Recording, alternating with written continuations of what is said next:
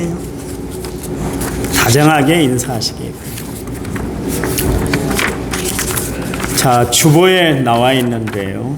성결 그루터기를 보시고 한 주간 애울 말씀과 건강을 위한 기도문으로 우리 같이 읽겠습니다. 주보 보세요. 자, 여호수아서 1장 8절. 이 율법책을 내 입에서 떠나지 말게 하며 주야로 그것을 묵상하여 그 안에 기록된 대로 다 지켜 행하라.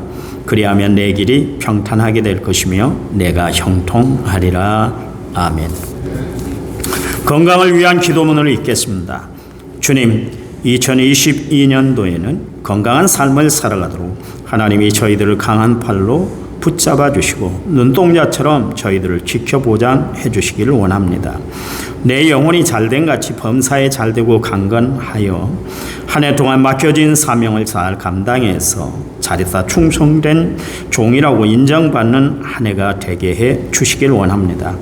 병원에 입원해 있는 성도들, 병치료를 위해 요양원에 생활하는 성도들, 포도원 노인 요양시설에 생활하는 성도들, 연세 많으신 성도들을 위해서 기도합니다. 필요한 건강을 주셔서 주예전에 출입하는데 지장 없게 해주시고 활동하는 어려움 없도록 하나님의 손길로 함께 해주시기 원합니다. 주님, 이 시간 군대, 객지, 애국에 나가 있는 우리들의 자녀들을 축복해 주시고 남은 성결교회가 하나님 마음에 합한 교회가 되게 하여 주시길 원합니다. 우리를 언제나 사랑하시는 예수님의 이름으로 기도드립니다. 아멘. 아멘. 하나님을 사랑하시면 아멘 하시기 바랍니다. 사람들은 생각하기에 내 마음에 꼭 맞는 교회가 있다, 그렇게 생각을 합니다. 그런데 이 세상에 어디에도 정말 완벽한 교회, 내 마음에 꼭 드는 교회는 사실 없어요. 완전한 교회가 있는 것이 아니라 완벽하신 하나님이 계십니다. 여러분, 그것을 아셔야 돼요. 그래도 성경에 살펴볼 때에 가장 이상적인 교회가 어떤 교회일까? 성경 안에서 찾아본다면 그 교회는 바로 오늘 성경에 등장하고 있는 안디옥 교회입니다. 우리가 본받고 싶은 교회, 그 교회는 안디옥 교회가 돼야 된다, 그런 이야기죠. 19절 말씀에 그때의 스데반 일로 일어난 환란으로 말미암아 흩어진 자들이 베네게와 고르보와 안디옥까지 이르러 유대인에게만 말씀을 전했다, 그랬습니다. 안디옥은 지금의 터키 남쪽에 위치해 있습니다. 지금도 작은 도시는 아닙니다만은 바울 당시에 안디옥 이 지역은 로마가 지배하고 있는 나라 중에 세 번째로 큰 도시였습니다. 이 도시에 이방인 최초로 교회가 개척이 됐고 세워졌는데, 재미있는 것은 이 교회를 개척한 사람들의 이름이 나타나 있질 않아요. 이름이 어디에도 기록되어 있지 않습니다. 오늘 보면 20절 말씀에도 보면 그 중에 구브로와 구레네 몇 사람이 안디옥에 이르러 헬라인에게도 말하여 주 예수를 전파했다, 그랬습니다. 교회를 세우면 어느 교회나 창립자가 있잖아요. 우리 교회도 창립자가 있지 않습니까? 그렇잖아요. 창립 멤버가 있어요. 어떤 교회는 그것을 잊어버리지 않기 위해서 추춧돌에다가 창립일을 하고 그리고 개척자를 그렇게 기록해 놨는 것을 볼 수가 있는데요. 그런데 어떻게 된 게 이방인 최초에 세워진 이 안디옥 교회는 창립자가 없어요. 창립자. 20절을 다시 보면 구브로와 구레네 몇 사람이 그랬습니다. 몇 사람이 그랬습니다. 몇 사람이라는 것은 한 사람이 그렇게 개척한 것이 아니라 몇 명이 그렇게 협력해서 교회를 개척했다는 것을 우리가 알 수가 있죠. 그런데 문제는 이름이 없다는 거예요. 이름이 없어요. 그냥 몇 사람입니다. 사실 이 사도행전을 기록한 사람이 누가인데요. 누가는 여러분이 잘 아신 바처럼 의사입니다. 의사란 직종이 그렇습니다만 굉장히 섬세하잖아요. 그리고 정확하고 또 치밀하지 않습니까? 분석적인 사람이 의사인데, 여러분이 잘 아시는 대로 누가가 기록한 성경이 누가복음이 있고 사도행전이 있습니다. 그런데 누가복음을 보시면 사복음서에서도 굉장히 깊이가 있다. 우리가 그렇게 생각할 수가 있지 않습니까? 그냥 쓴 것이 아니라 치밀한 정보와 자료에 의해서 썼던 것이죠. 그런데도 불구하고 누가는 이 안디옥 교회 창립자의 이름을 적어놓고 있질 않습니다. 그냥 구브로와 구레네 몇 사람 그렇게 이야기를 하고 있습니다. 이것이 안디옥 교회의 시작이다, 그런 이야기입니다. 어떻습니까? 여러분, 하나님이 세운 첫 번째 이방인 교회 안디옥 교회 창립자를 우리가 모른다 하면 과연 그것은 무슨 뜻이 있을까요?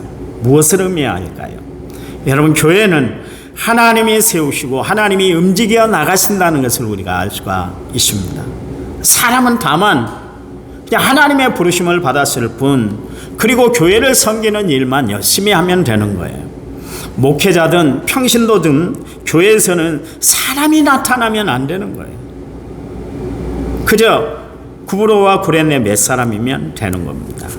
그래서 여러분 분명히 아시기 바랍니다. 우리 교회가 이제 39년이 됐는데 교회 창립자 역시 하나님이시고 교회를 이루어 나가신 분도 하나님이신 것을 분명히 아시기 바랍니다.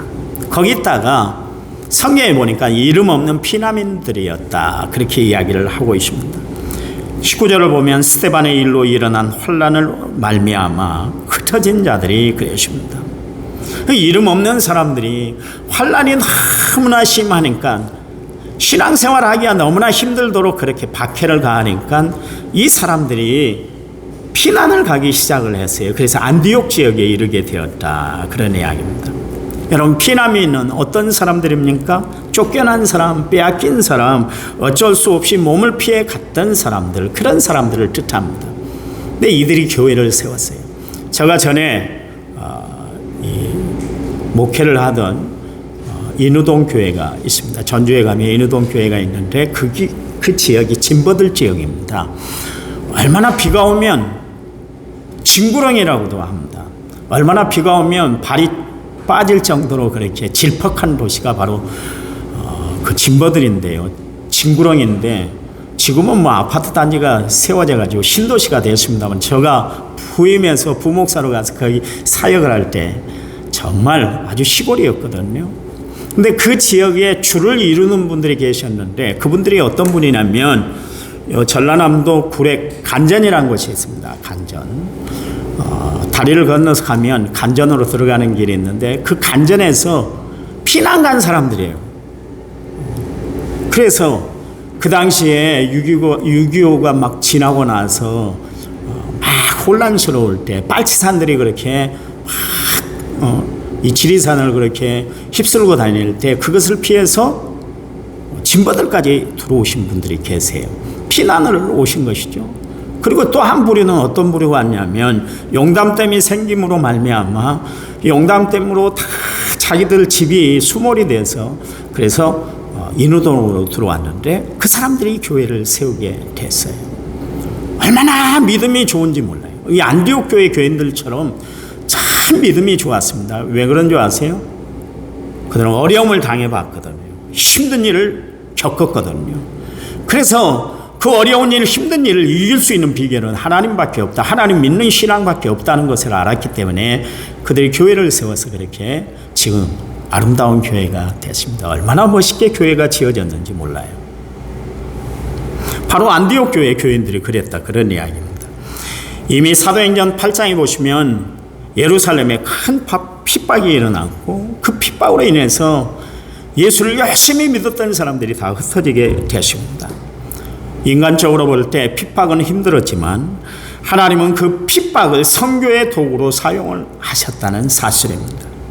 그래서 핍박받은 빌립이 사도행전 8장에서 보는 것처럼 사마리아에 가서 복음을 전했고, 핍박을 피해서 요바로 갔던 베드로가 9장 10장에서 가이사랴의 고넬료를 그렇게 전도를 했고, 핍박을 피해서 저 국경을 넘어서 갔던 사람들이 사도행전 11장에서 안디옥 교회를 그렇게 개척하게 되십니다.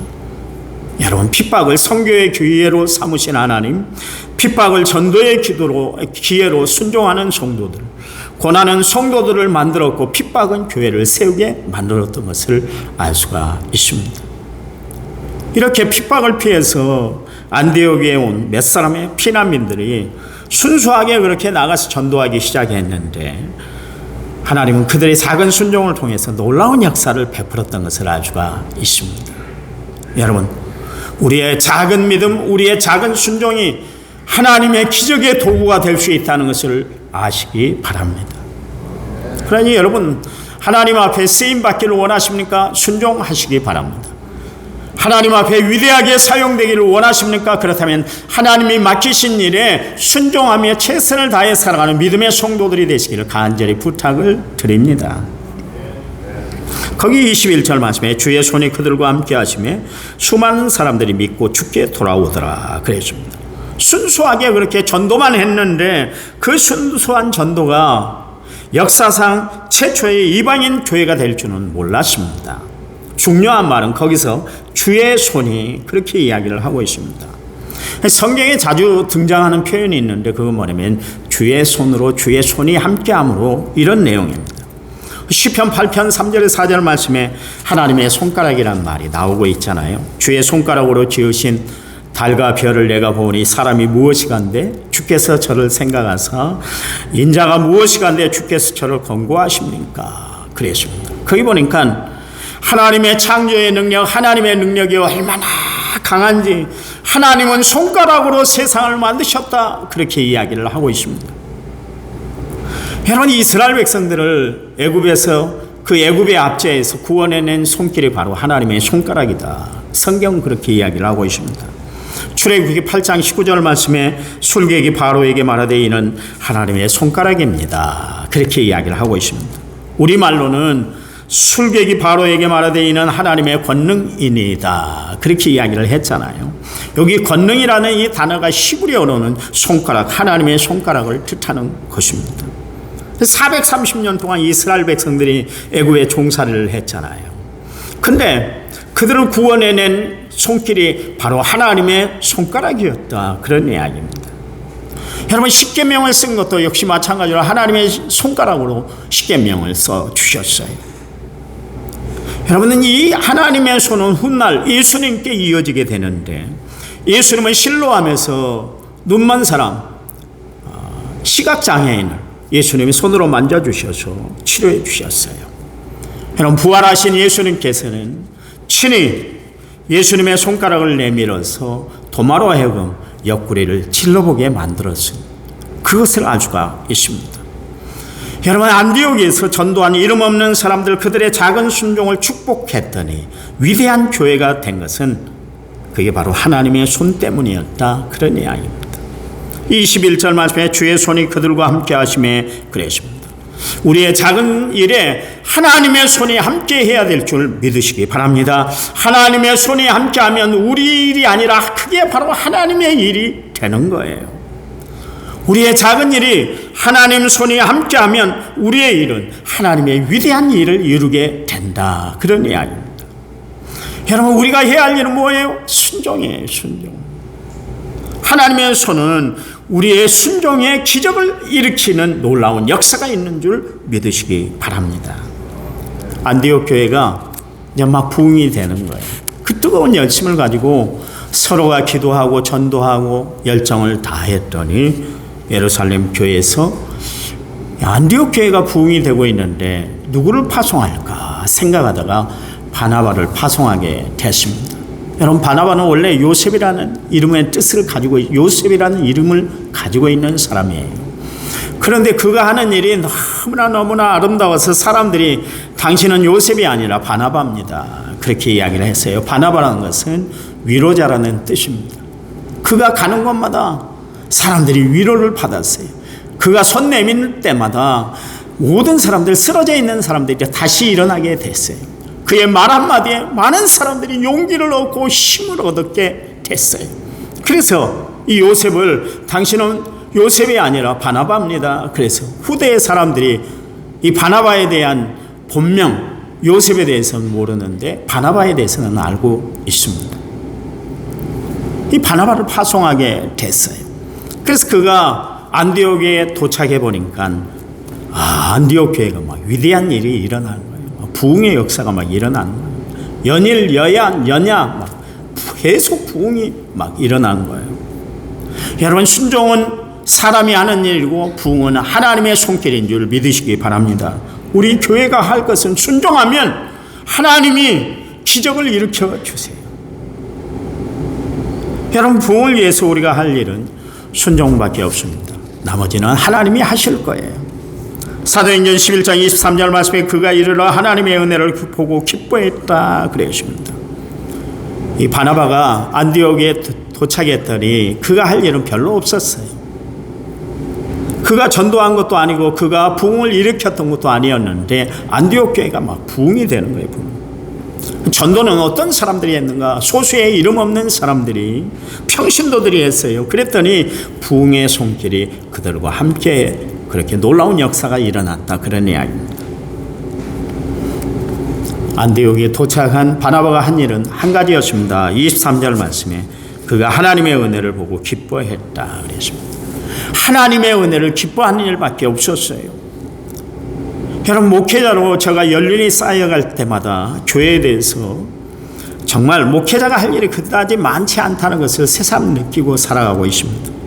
젊을 때는 내가 다 해야 되는 줄 알았어요. 목회자가 아니면 교회가 무너지는 줄 알았어요. 그러나 시간이 가면 갈수록 교회는 하나님이 하시고 목회자가 할 일은 그렇게 많지 않다는 것을 깨닫게 되었습니다. 가장 좋은 목회는 뭔가 교회의 일을 혼자 깨차고 혼자서 다 처리하여 나가는 것이 아니라 하나님께 그 자리를 내어드리고 자신은 옆에서 하나님을 기뻐하는 일이라고 저는 생각을 합니다. 목회자가 일을 줄이고 더 많이 하나님 앞에 무릎 꿇고 말씀에 묵상하면 하나님의 일을 더 많이 할 수가 있기 때문에 그래요. 목회자가 해야 할 일은 다른 거 아니에요. 기도하고 말씀 보는 일에 전념을 해야 되는 거예요. 23절 말씀에 그가 이르러 하나님의 은혜를 보고 기뻐하며 모든 사람에게 굳건한 마음으로 주와 함께 머물러 있으라 권하니 그랬습니다. 여기 바나바의 메시지는 두 가지였습니다. 하나는 은혜를 선포하는 일이었고 다른 하나는 권면하는 일이었습니다. 여러분, 모든 메시지, 그 목회자의 메시지는 하나님의 은혜에 집중이 돼야 되는 거예요. 목회자의 메시지가 교인들에게 무엇 하세요 그러면서 지시하면 잘 되지도 않고 그것을 받아들인 교인들이 부담을 느껴요. 요즘 교인들은요, 목사가 하라는 데서 하는 거 아닙니다. 절대로 안 해요. 여러분, 하라고 해서 되는 것이 아니라 은혜를 받으면 하게 될 줄 믿습니다. 은혜를 끼치면 돼요. 목회자는 은혜만 끼치면 되는 거예요. 여러분, 성경의 중요한 메시지가 뭡니까? 은혜예요. 하나님이 먼저 행하셨잖아요. 하나님이 창조하셨고 하나님이 구원하셨고 하나님이 돌보셨고 하나님이 일하셨잖아요. 우리가 할 일은 그저 하나님 은혜 안에 머무는 삶을 살아가는 거예요. 요한복음 15장 4절 말씀에 내 안에 거하라 나도 너희 안에 거하리라. 가지가 포도나무에 붙어 있지 아니하면 스스로 열매를 맺을 수 없음 같이 너희도 내 안에 있지 아니하면 그러할 것이다. 그렇게 이야기를 하고 있습니다. 여러분, 행위가 필요 없다는 이야기가 아니에요. 착각하지 마세요. 가끔 가다가 제가 설교할 때 성도들이 오해를 하시더라고요. 행위를 강조하지 아니하고 믿음을 강조하다 보니까 그것 때문에 싫어서 교회를 나간 분들도 계세요. 근데 여러분, 분명히 아세요. 하나님의 성경 말씀은 우리 행위 이전에 우리에게 믿음을 원하시고 행위 이전에 우리에게 은혜를 원하신다는 사실을 분명히 아시기 바랍니다. 행위가 필요 없다는 것이 아니에요. 순서가 있습니다. 여러분, 은혜에서 믿음이 나오고 믿음에서 행위가 나오는 거예요. 그 마틴 루터가 이런 이야기를 했습니다. 믿음은 은총의 자녀이고 선행의 어머니다. 그런 이야기를 했습니다. 여러분, 믿음은 은혜에서 나오고 믿음에서 선행이 나온다. 그런 이야기예요. 그러니까 모든 시작이 은혜에서 시작된다. 그런 이야기입니다. 제가 목회하면서 느끼는 것이 뭐냐면 믿음을 가지세요. 믿음을 가지세요. 아무리 내가 강조하고 기도하세요. 아무리 강조를 해도 여러분, 믿음이 성장하지 않읍니다. 기도하지 않더라고요. 근데요, 방법이 하나 있어요. 여러분이 은혜를 받으면 기도하지 말라 해도 기도하고, 여러분이 은혜를 받으면 믿음을 갖지 말라 해도 믿음을 갖고, 여러분 봉사하지 말라 해도 은혜를 받으면 저절로 봉사하게 되어 있는 거예요. 그걸 억지로 시키려고 그러니까 문제가 생기는 거 아니겠습니까? 그렇잖아요. 여러분, 교회 와서 은혜 받으려고 힘쓰시기 바랍니다. 제가 누누이 이야기하잖아요. 여러분, 교회 와서 시험 들려고 힘쓰는 성도가 아니라 교회 와서는 은혜를 받아야 돼요. 은혜를 느껴야 돼요. 은혜와 함께 해야 되는 줄 믿으시기 바랍니다. 여러분, 그렇잖아요. 부모에게 효도하는 것도 백날 효도해야 돼. 이렇게 살고 이렇게 행해야 돼. 백날 이야기하면 뭐합니까? 깨닫지 못하는데. 효도는요, 부모의 은혜가 깨달아지니까 그때 효도하게 되더라고요.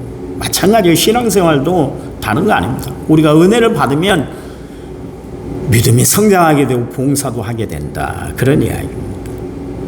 자, 여기 보니까 바나바가 이 권면의 메시지를 선포하는데 23절 마지막 절에 보니까 주께 머물러 있으라 권하리. 권한다, 이 단어는 뭐냐면 잘못을 빈다, 사정한다, 간청한다, 그런 뜻입니다. 여러분, 바나바가 교회의 지도자인데도 불구하고 교인들에게 간청했다는 것은 무슨 뜻일까요? 지금 바나바를 통해서 우리는 두 가지의 모습을 배울 수가 있습니다. 메시지는 간결하고 핵심을 찔렀죠. 교인 여러분, 하나님의 은혜 안에 머무르시기 바랍니다.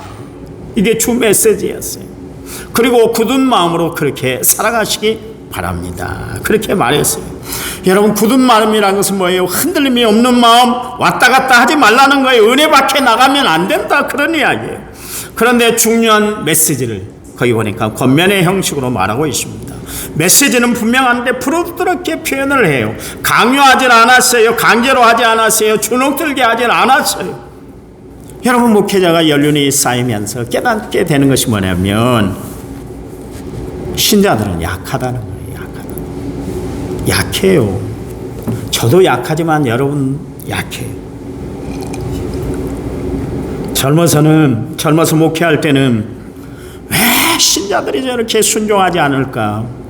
왜 말씀대로 살지 않은지 그게 답답할 때가 있었거든요. 지금도 그런 부분이 있긴 합니다만은, 그러나 시간이 지나 보니까 제일 하나님 말씀대로 살지 않는 사람이 누군지 아세요? 나요. 목회자인 나요. 지도 그렇게 살지 못하면서 막 핏대를 올리면서 이야기를 해요. 그런데 제가 목회하면 할수록 느끼는 것이 뭐냐면, 점점 알게 되는 것이 뭐냐면, 말씀대로 살지 못하는 성도가 이해가 되고 사랑스럽다는 것이죠. 저는 그런 생각을 해요. 도대체 여러분이 어떤 마음, 어떤 생각을 가지고 이전에 찾아왔을까? 뭐 교회 나온다고 해서 여러분이 어떤 혜택을 주는 것도 아닌데, 오히려 봉사하고 헌신하고 희생하는데도 불구하고 주일날 여러분들이 교회에 나온다는 사실을 가만히 한번 생각을 해봤어요. 너무 감사한 거 있죠. 너무나 감사해요. 목사 보고 나왔겠어요?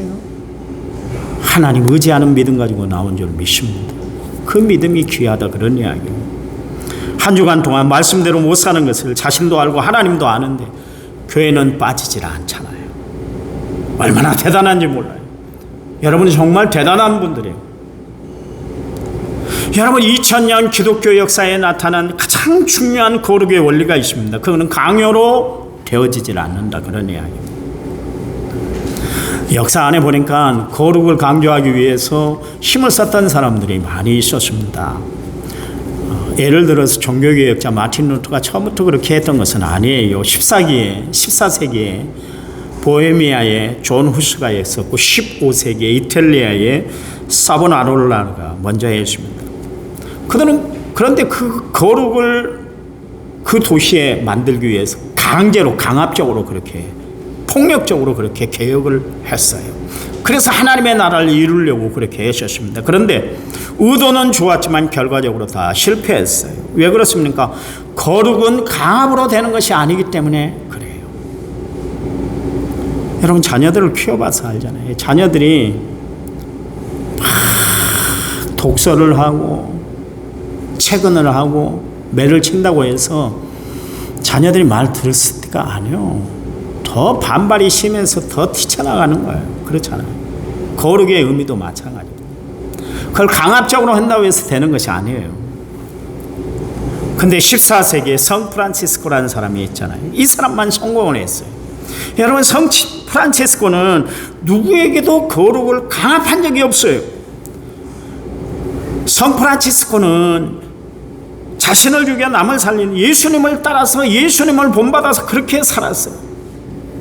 그는 아무 말도 하지 않고 오직 자기 부정을 앞세우고 살았고, 그가 죽고 나니까 많은 사람들이 그를 뒤따랐어요. 그를 흠모하기 시작했습니다. 아시나요? 여러분, 변화는 침으로 되지 아니하고 거룩은 강압으로 되지 않는 거예요. 이제 바나바가 교회가 성장하니까 바나바의 한계를 이제 벗어나게 되는 거예요. 바나바 혼자 안디옥 교회를 이끌어갈 수가 없겠다, 그 생각이 이제 먼저 든 거예요. 그래서 기도하다가 사울이 생각났습니다. 그래서 고향인 길리기아 다소에서 지금 수양을 하고 있는 그 바울을 찾아가기 위해서 이 안디옥에서 다소까지 가는데 175km나 됩니다. 지금이야 한 시간 반, 2시간이면 충분히 갈 수 있는 그런 거리입니다만, 그 옛날에는 말을 타고 갔어야 되는데, 이 안디옥과 다소의 사이에는 산맥이 하나 있었습니다. 아마노스 산맥이 있었는데 그 산맥을 넘어야 되는 거예요. 그러니까 쉽게 말해서 남원에서 구례를 가려면 돌아가는 길이 있습니다만, 옛날로 치면 육모정으로 해서 그래서 다음 동네로 넘어가야 되는데 산길이 얼마나 힘들어요. 그 안디옥에서 다소까지 가려면 그렇게 불편한 거리였습니다. 그런데도 불구하고 바나바가 어떻게 했어요? 25절 26절 말씀에 바나바가 사울을 찾으러 다소에 가서 만남에 안디옥에 데리고 와서 둘이 교회에서 1년간 모여 있어 큰 무리를 가르쳤고, 제자들이 안디옥에서 비로소 그리스도인이라 일컬음을 받게 되었다 그랬습니다. 지금 바나바가 안디옥 교회를 맡아서 한참 부흥시키고 있었을 그때였습니다. 목회를 잘하고 있었어요. 교회는 커지긴 했지만 큰 무리 없이 그가 감당할 수 있는 그런 수준에 있었음에도 불구하고 굳이 자기보다 모든 면에서 월등한 이 바나바가 사울을 데리고 왔다, 그런 이야기. 혼자도 충분히 할 수 있는데 자기의 영광을 바울에게 넘겨주기 위해서 바울을 데리고 왔다, 그런 이야기입니다. 여러분, 바울을 분명히 데리고 오면 똑똑한 열심히 일했던 자기가 묻힐 것이 뻔한 거예요. 그런데도 바나바는 그 먼 데까지 가서 사울을 데리고 왔습니다. 여러분, 바보짓 아닙니까? 미련한 짓 아닙니까? 그러나 혼자 잘하는 것도 중요하지만 함께 잘하는 것이 중요하다, 이게 하나님의 뜻이라는 것을 알았기 때문에 바나바는 자기를 헌신하고 희생하면서까지 그렇게 바울을 데리고 왔다, 그런 이야기입니다. 여러분, 이런 일이 가능하려면 어떻게 해야 됩니까?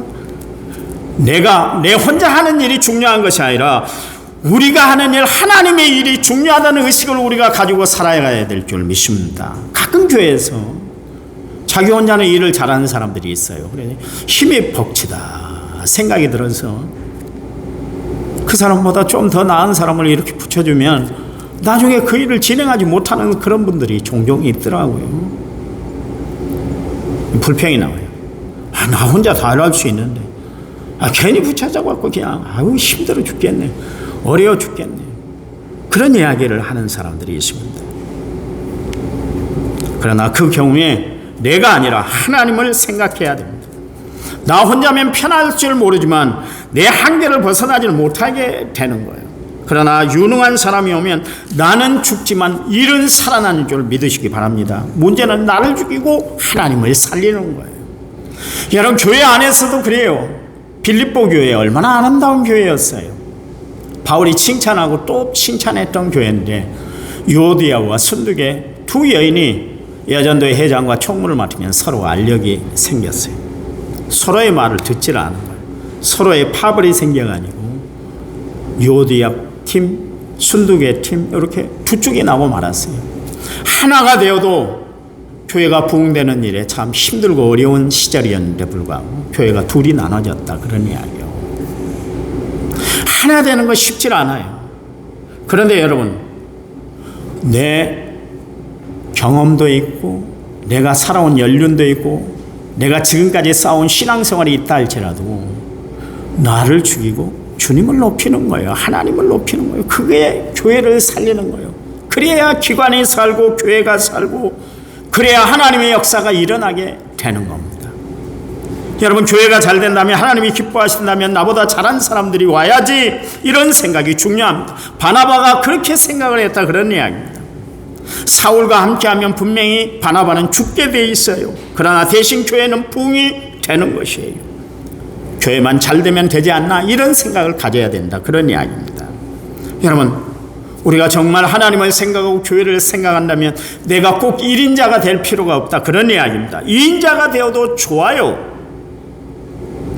여러분, 종교개혁을 일으킨 마틴 루터가 있잖아요. 그가 성공할 수밖에 없었던 이유 중에 하나가 뭐냐면, 멜랑히톤이라는 사람이 바울 옆에서 오른팔 역할을 했어요. 2인자가 있었어요. 2인자가 됐어요. 멜랑히톤은 루터보다 한 살 적었습니다. 친구 사이요, 친구 사이. 한 사람이면 친구 될 수 있잖아요. 객지 생활이 5년이면 뭐 친구 벗삼는다, 그런 이야기도 있지 않습니까? 그런데 멜랑히톤은 사실 루터보다 더 유능한 사람이요, 뛰어난 학자였어요. 그런데 그는 평생 루터를 멘토로 삼고 스승으로 삼고 아버지로 여기고 그렇게 신앙생활을 해나갔어요. 루터가 가는 곳마다 다 따라갔어요. 루터가 당하는 고난, 멜랑히톤도 다 고난을 당했습니다. 루터가 보름소에 가서 종교 재판을 받을 때도 같이 따라갔고, 루터가 죽는 순간에도 그도 같이 있었습니다. 루터가 죽자 그가 남긴 모든 문제들을 다 풀어서 아우스부르크라는 그런 신앙 고백서를 만들게 되셨습니다. 그런데도 봐보세요. 종교 개혁자는 멜랑히톤이라 그렇게 이야기를 하지 않아요. 종교 개혁자는 루터라고 그렇게 이야기를 하고 있지 않습니까? 어디에도 기독교 역사에 멜랑히톤이 자리하는 자리는 없어요. 그래도 그는 상관하지 않았어요. 하나님의 일을 위해서라면 2인자가 되는 것을 기꺼이 받아들였다, 그런 이야기입니다. 여러분, 작곡자이자 세계적으로 유명한 뉴욕 필하모니 지휘자였던 번스타인이 그런 이야기를 했어요. 오케스트라에서 가장 연주하기 힘든 악기가 제2 바이올린이다, 그렇게 이야기를 했습니다. 제2 바이올린은 제1 바이올린을 받쳐주는 역할을 하는 거예요. 언제나 2인자요, 언제나 뒤따라가지만 제2 바이올린이 없으면 음악은 아름답지를 못해요. 여러분, 아론은 모세의 형이었지만 모세를 돕는 제2 바이올린이었어요. 요나단은 왕의 아들이었지만 언제나 다윗을 그 밑에, 다윗 밑에 자기를 두기를 원했던 것을 알 수가 있습니다. 여호수아가 40년 동안 모세의 시종 역할을 하셨습니다. 여러분, 나 혼자 잘하는 것이 중요한 것이 아니라 팀을 이루는 것이 중요하다, 그런 이야기입니다. 이 15절 말씀을 다시 보시면, 둘이 함께 교회에 있어 큰 무리를 가르쳤다, 그랬습니다. 혼자서는 다 못합니다. 여러분, 큰 무리를 가르치려면 함께 해야 되는 거예요. 여러분, 교회 안에, 우리 남원성결교회 안에 경계해야 할 것이 있는데, 그건 고립주의, 경쟁주의, 제1인자 의식, 대장 의식은 다 버려야 돼요. 팀이 되어서 한마음 한뜻 되어 하나님의 일들을 생각하고 하나님의 일들을 기억하고 하나님을 먼저 생각하고 주의 일들을 이뤄나가는 성도들이 되시기를 간절한 마음으로 부탁을 드립니다.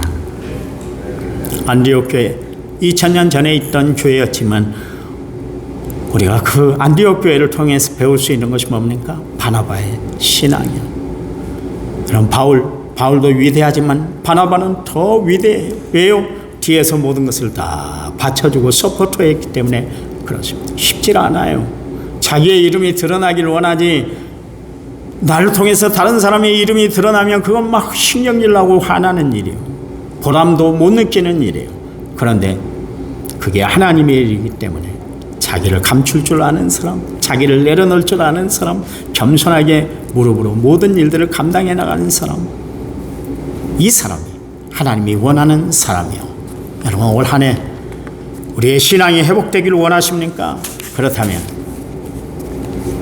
하나님 앞에 겸손해지십시다. 겸손해지십시다. 겸손해지십시다. 하나님, 감사해요. 우리를 위해서 낮고 천한 인간의 몸으로 이 땅에 오시고 우리를 위해서 십자가에 못 박혀 물과 피를 다 쏟기까지 희생하신 주님의 십자가 은혜를 이 시간 깊이 생각합니다. 하나님, 우리도 겸손하여 스스로 낮은 자리에 있게 주셔서 우리를 통해서 하나님의 일이 이루어지게 하시고 우리를 통해서 형제 자매가 세워지는 역사가 나타나게 주시옵소서. 2022년도 우리의 신앙이 회복되는 거룩한 시간들이 되도록 하나님이 축복해 주시옵소서. 예수님의 이름으로 기도했습니다. 아멘.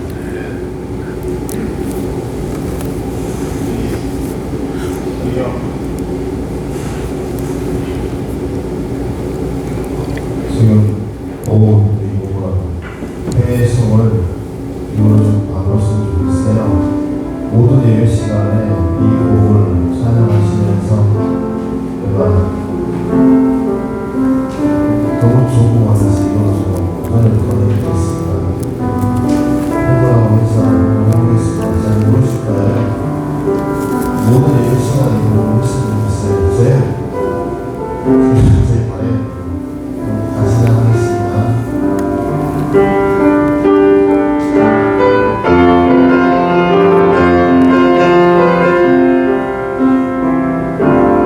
아버지 당신의 마음이 있는 곳에 나의 마음이 있기를 원해요. 아버지 당신의 눈물이 고인 곳에 나의 눈물이 고이길 원해요. 아버지 당신이 바라보는 영혼에게 나의 두 눈이 사랑하길 원해요. 아버지 당신이 울고 있는 어두운 밤에 나의 두 발이 향하길 원해요. 나의 마음이 아버지의 마음과 내 몸이 아버지의 주실 수 있길 바라요. 아버지의 마음과 내 몸은 상하수의